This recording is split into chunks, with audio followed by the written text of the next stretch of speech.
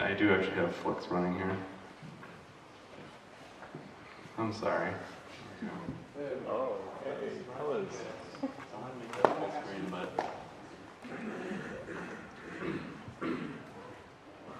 Alright, well, you'll see a local host at the top. Alright, hello CAMPJS. My name is James Kyle. You might be familiar with a project I worked on called Babel. I also work at Cloudflare on the UI team.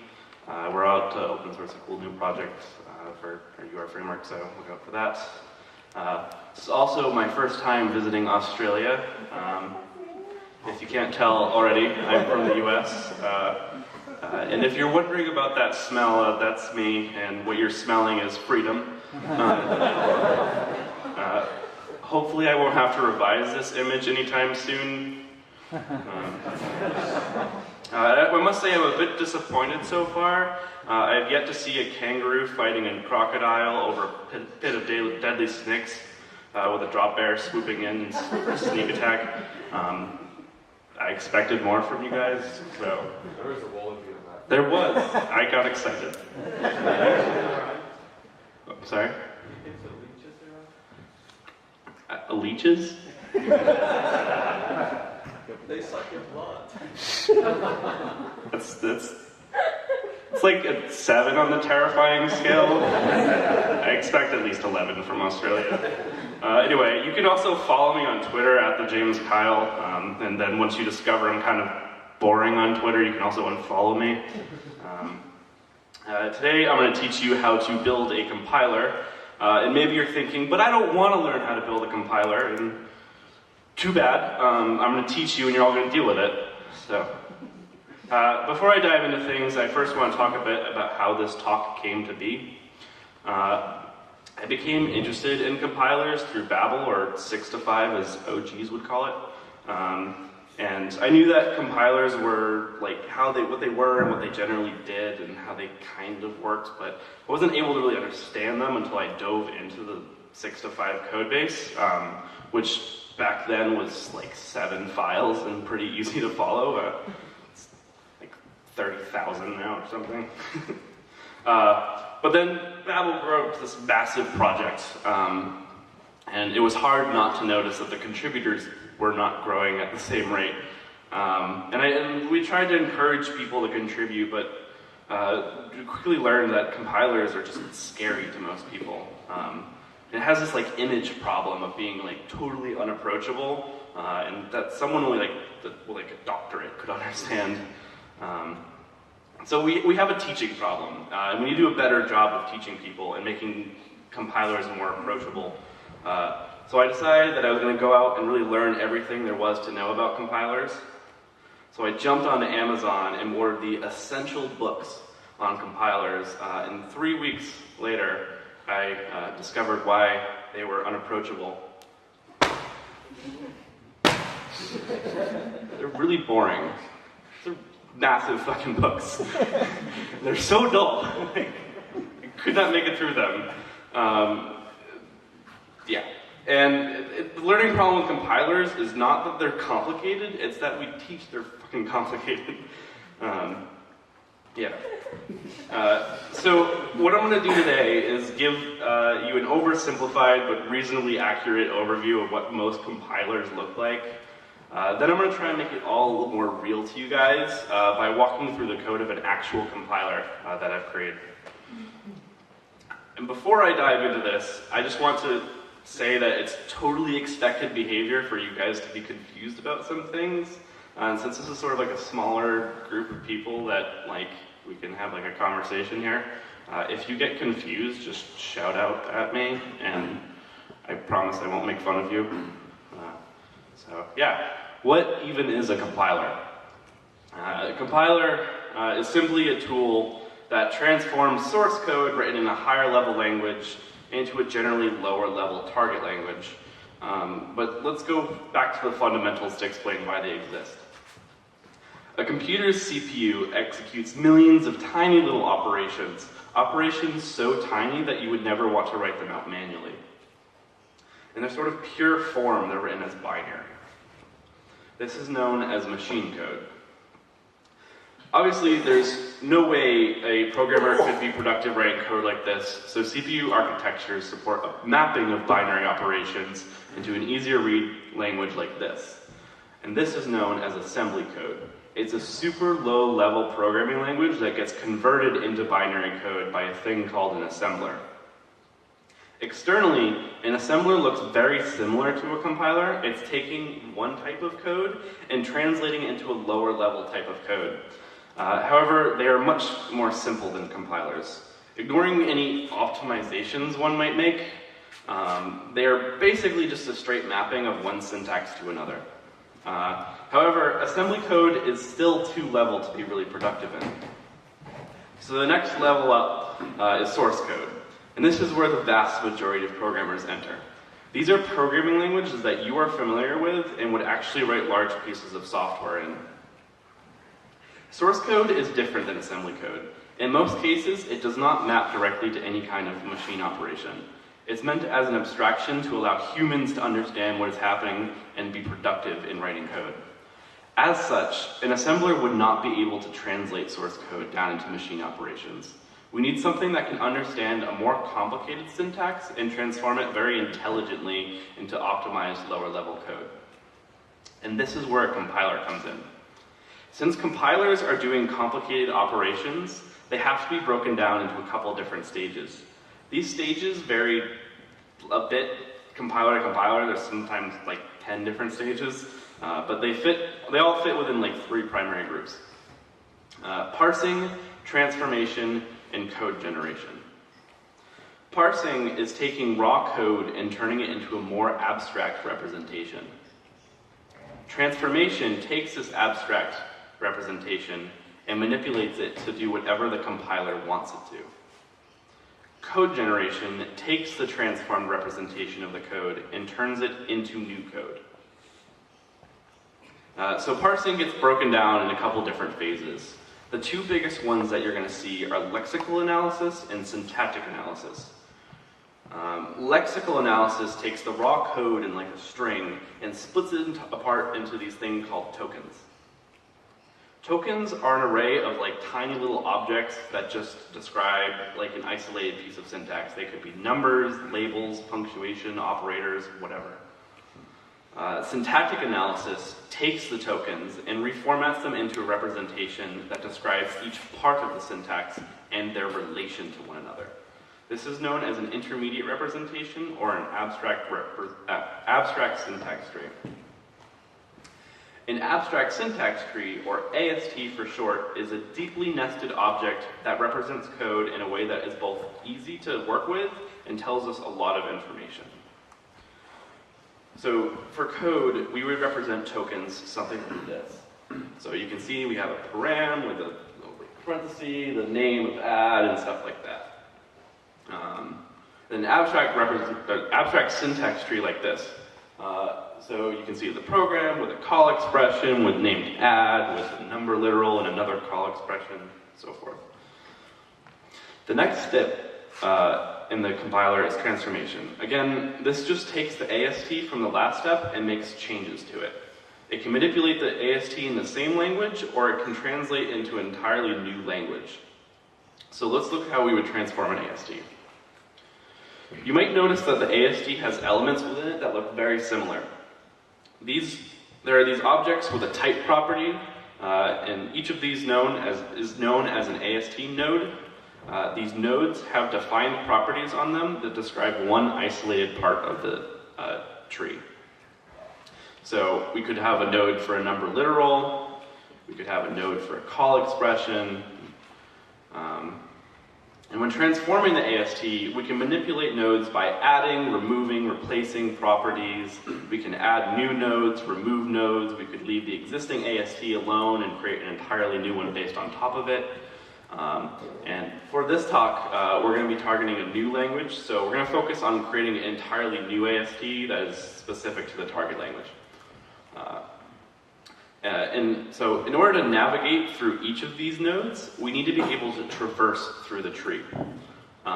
This traversal process goes to each node in the AST depth first. So for the following AST, we would go to the program and see that has body with a call expression, and inside of that has params, and it'll go to the number literal, and we'll traverse down into it. If we were manipulating the AST directly instead of creating a separate AST, we'd do all sorts of abstractions here, but since we're visiting each node in the tree is enough for us right now. The reason I use the word visiting is because there's this pattern of how to represent operations on elements of an object structure that looks something like this. So we just have an object with a bunch of methods defined on it that accept different node types. And as we traverse through the AST, it's just going to keep calling these methods like as it finds one, and that's just how it's going to go through it. So in order to make this useful, we're going to pass in the node itself and its parent node. And yeah, you'll see that in a few minutes. The last step is code generation. Sometimes compilers will do things that overlap with transformation, but for the most part, code generation just means taking our AST and just stringifying code back out. Code generators work in several different ways. Some compilers will reuse the same tokens from earlier. Others will have created a separate representation of code. They can print the node linearly. But for the most part, is what we're going to do today. We're going to just traverse through the AST again and just print out nodes as we go through it. And the code generator will just know how to print each of those nodes into an actual syntax, and it'll recursively call itself until everything's printed out into one long string of code, which will make more sense in a bit. And yeah, that's everything. That's all of the major phases of a compiler. So that's not to say every compiler looks like what I described here. Compilers serve a lot of different purposes, and they might need a lot more steps than what I described. But for now, you have a general high-level sense of what they might look like. And so you can go build one, right? Just right now. Go ahead. When I was thinking of how to create this talk, I knew I wanted to frame things in a more comfortable perspective. But I also wanted to teach the same way that I learned, by reading actual working code. So for this talk, I have written the world's smallest compiler. And I thought to myself when I first was like, oh yeah, that's easy. I could write a compiler that I can walk through in a talk. No, that's not easy. So we have a couple of requirements.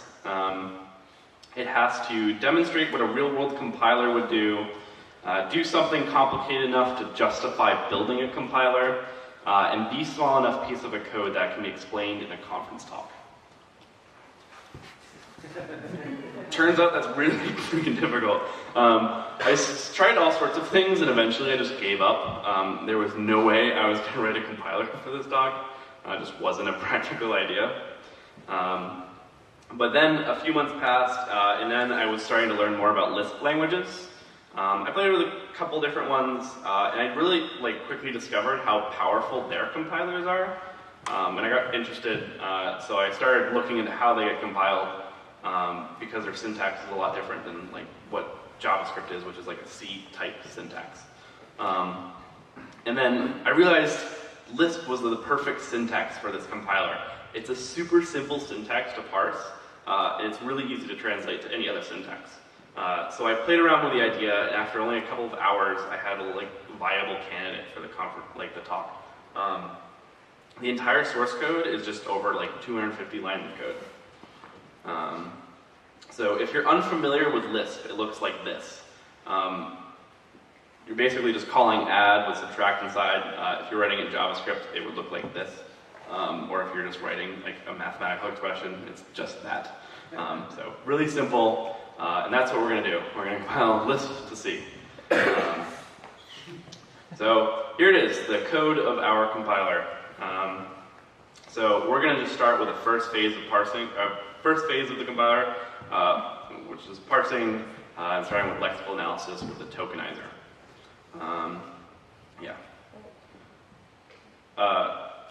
We're just going to take a string of code and break it down into an array of tokens.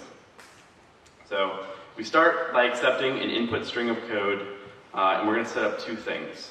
A current variable tracking the position that we're at, like a cursor, and then a tokens array for pushing our tokens to.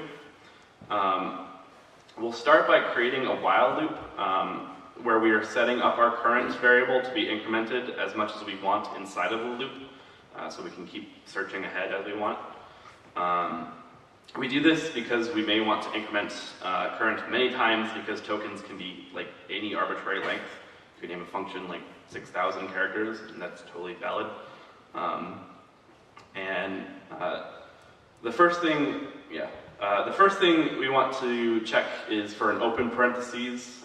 This will be later used for a call expression, but for now we only care about the character. So yeah, just creating a new token and pushing it, and continuing the loop.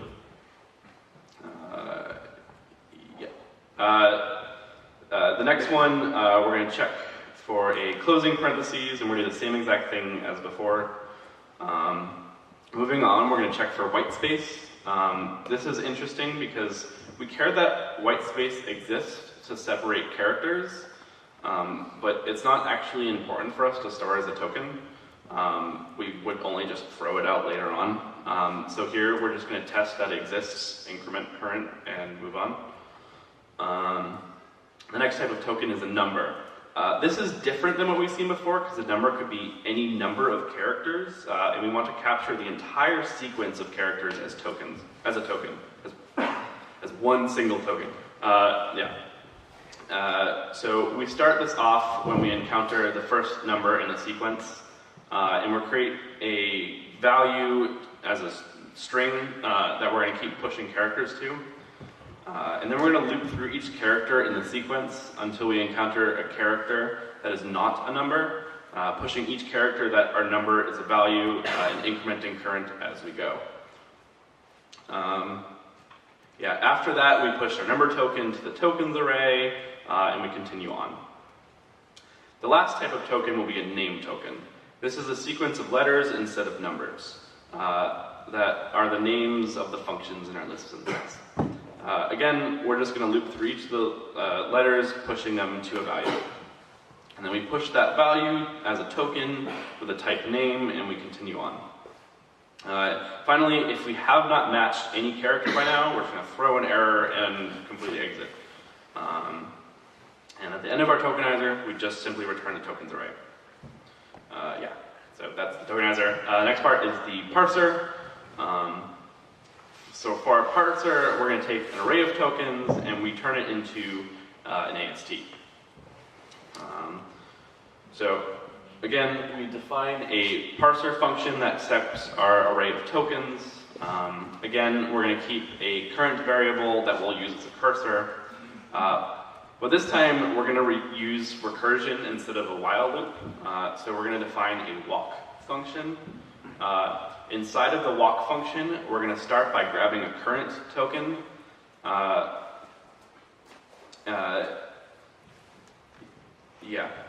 going to split each type of token into a different code path. Starting off with the number token, we'll test to see that we have a number token. If we have one, we'll increment current, and we'll return the new AST node called number literal, and just give it that value. Next, we're going to look for call expressions. We start this off when we encounter an open parentheses. We increment current and to skip the parentheses, since we don't care about the parentheses inside of our AST, since it only matters to the tokens.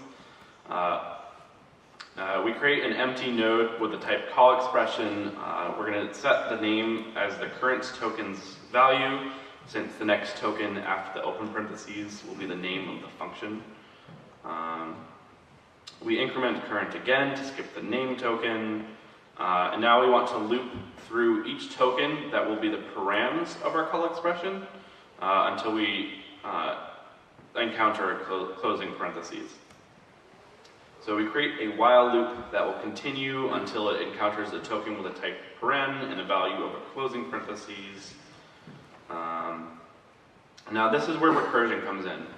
Instead of trying to parse a potentially infinite infinitely nested set of nodes, we're going to rely on recursion to resolve things. So to explain this, let's take a look at our Lisp code.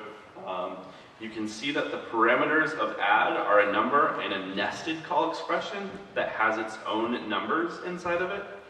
And you'll notice that our tokens array, we have multiple closing parentheses. We're going to rely on the nested walk function to increment our current variable past any nested call expressions. So back to the code, we'll call the walk function, which will return a node, and we'll push it to the params of our node. Finally, we'll increment current one last time to skip the closing parentheses and return the node. Again, if we haven't recognized the token type by now, we're going to throw a syntax error and freak out.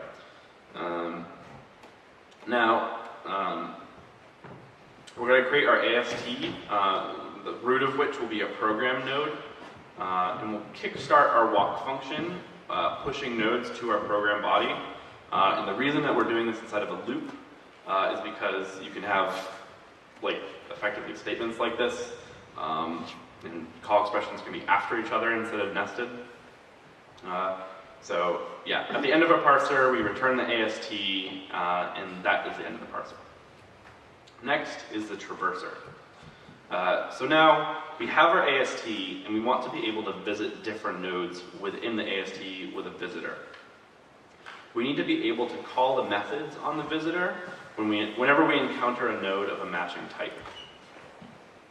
So we define a traverser function which accepts an AST and a visitor.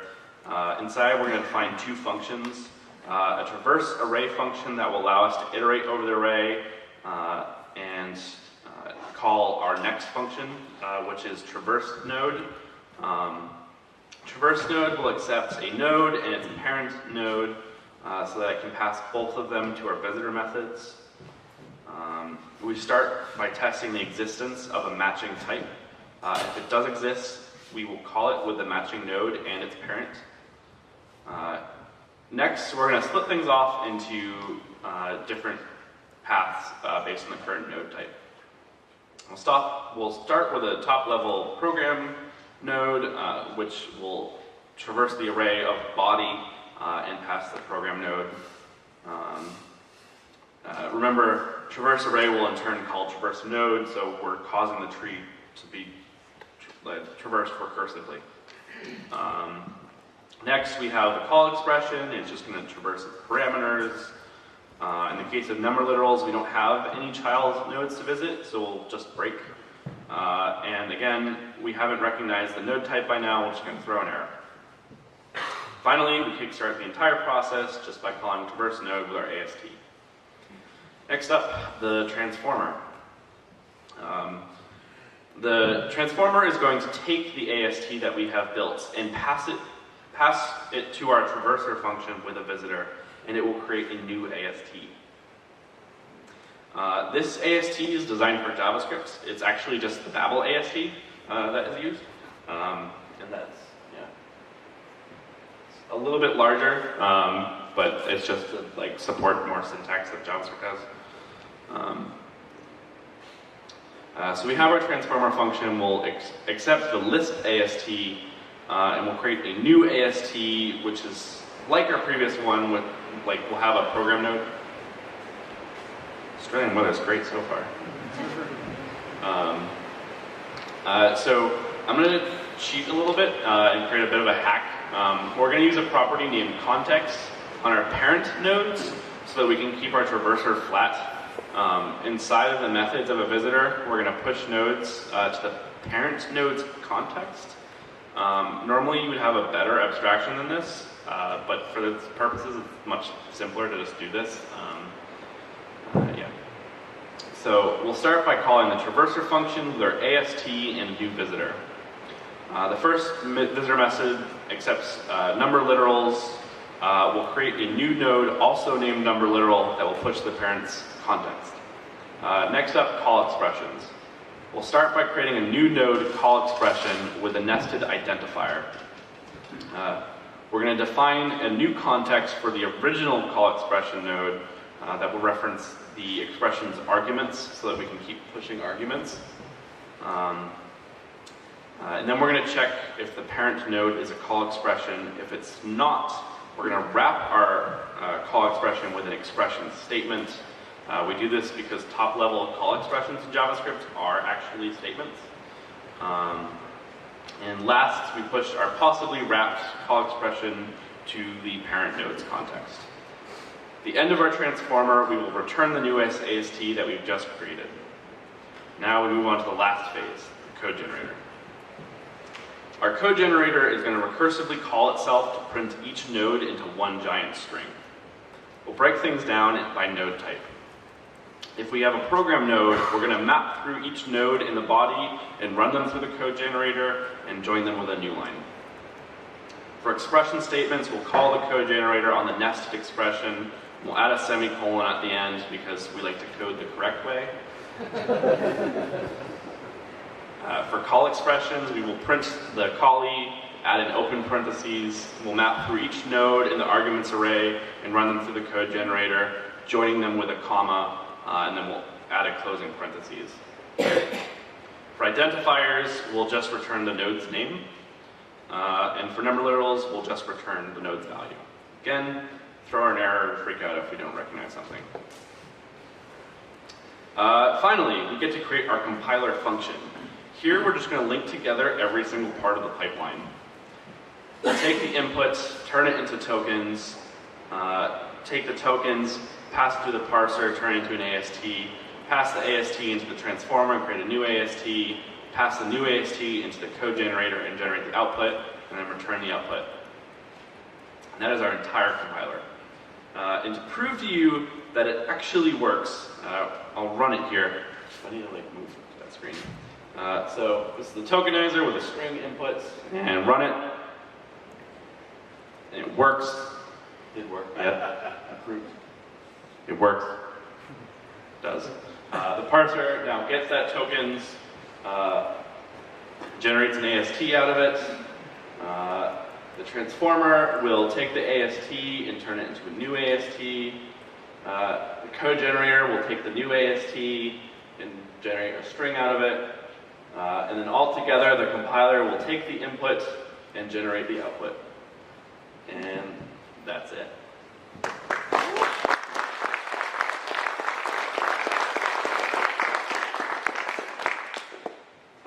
Yeah. Questions? I just wanted to say, when I was at uni, we wrote a compiler for C to some virtual machine. Mm-hmm. And I guess the thing of the books being really boring and stuff. There was a lot. I think the actual parser and stuff was derived. We still had to do memory managed, garbage collection, but if someone was there, they were able to load it from memory and do stuff and store it back. Yep. Also, you had create a function stack and everything that. Yeah.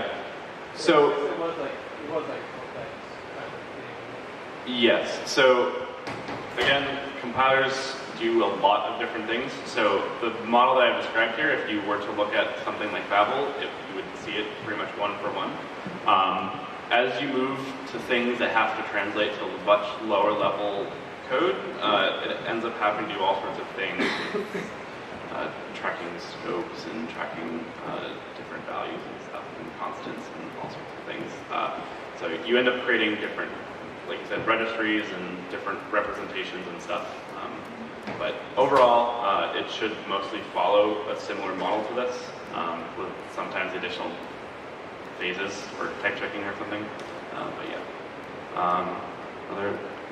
In the part where you talked about doing the transform on the AST, why do you need to do the second transform on the AST? Why do I need to do the second transform? Yeah, for the transform. When you're generating, you generate the AST and then you do a transform on the AST. Yep. So we're taking the original. So we're generating an AST for the Lisp syntax.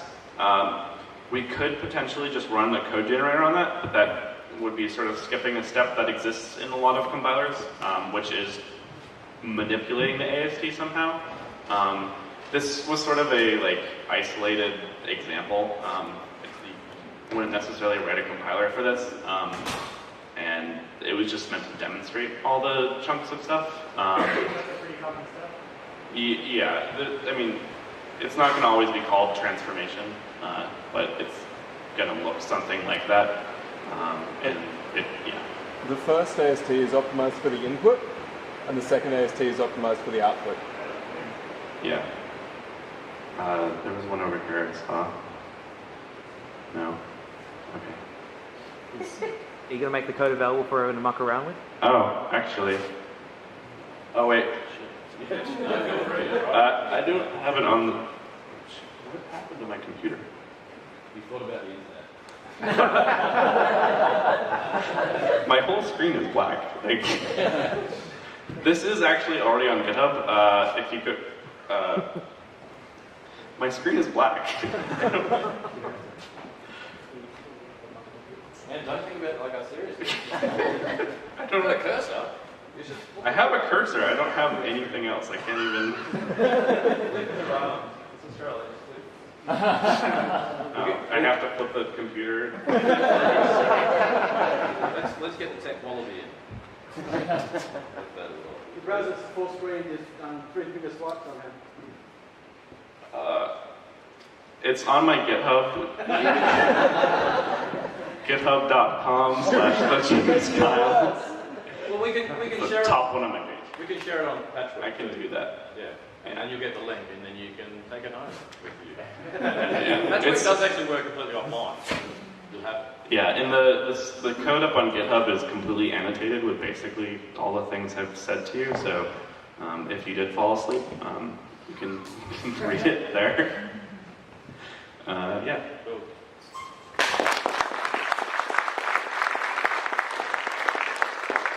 Folks, I think I'm going to call it now for the